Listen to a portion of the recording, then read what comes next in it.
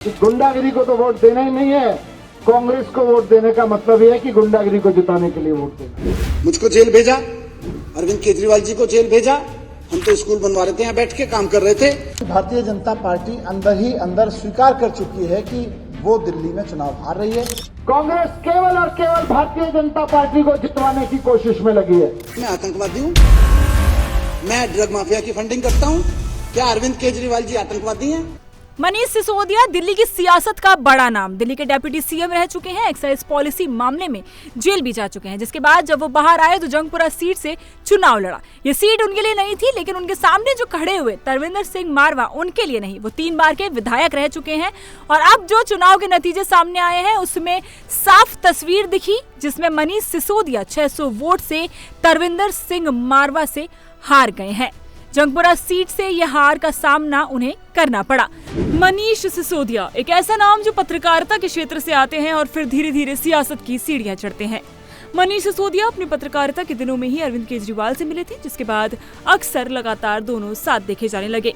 बता दें कि दोनों एनजीओ के लिए साथ काम भी करने लगे। 2006 से 2007 तक अरविंद केजरीवाल और मनीष सिसोदिया का राजनीति में आने का कोई इरादा नहीं था। दोनों सामाजिक कार्यों में लगे हुए थे। मनीष सिसोदिया के बारे में विस्तार से जाने तो उनका जन्म 5 जनवरी 1972 को उत्तर प्रदेश के हापुड़ जिले के फगोटा गांव में हुआ था। उनके पिता एक शिक्षक थे। उन्होंने अपनी प्रारंभिक शिक्षा गांव से पूरी की और फिर भारतीय विद्या भवन से पत्रकारिता की पढ़ाई की। इसके बाद उन्होंने एक टीवी चैनल में पत्रकार के रूप में काम किया। 1996 में उन्हें ऑल इंडिया रेडियो के 0 आवर कार्यक्रम की एंकरिंग करने का मौका मिला।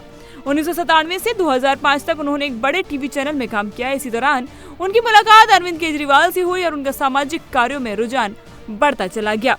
मनीष सिसोदिया का सियासी सफर। 2011 में जन लोकपाल बिल के समर्थन में अरविंद केजरीवाल, मनीष सिसोदिया और उनके साथियों ने अन्ना हजारे के आंदोलन में भाग लिया। भ्रष्टाचार मिटाने के लिए राजनीति में आना जरूरी समझते हुए 2 अक्टूबर 2012 को केजरीवाल ने एक राजनीतिक दल बनाने की घोषणा की, जिसे नाम दिया गया आम आदमी पार्टी।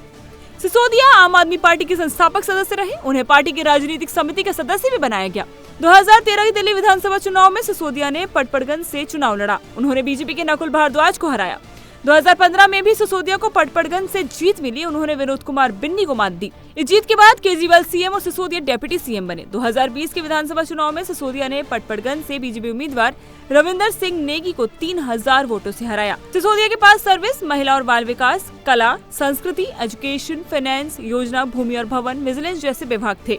2022 में एक्साइज पॉलिसी में घोटाले का आरोप। सिसोदिया पर 2022 में दिल्ली में एक्साइज पॉलिसी में घोटाले का आरोप लगा। इस बारे में सीबीआई ने उनके घर पर छापा भी मारा।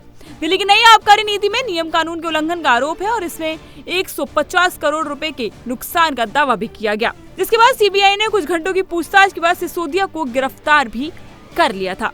लेकिन यहीं तक उनका सफर नहीं थमा। वो फिर वापस बाहर आए और एक बार फिर चुनावी मैदान में उतरे थे। तो ये थी मनीष सिसोदिया के बारे में पूरी जानकारी। वीडियो आपको कैसी लगी हमें कमेंट सेक्शन में जरूर बताएं और ऐसी तमाम जानकारी और अपडेट्स के लिए जुड़े रहें इंडिया टीवी के साथ।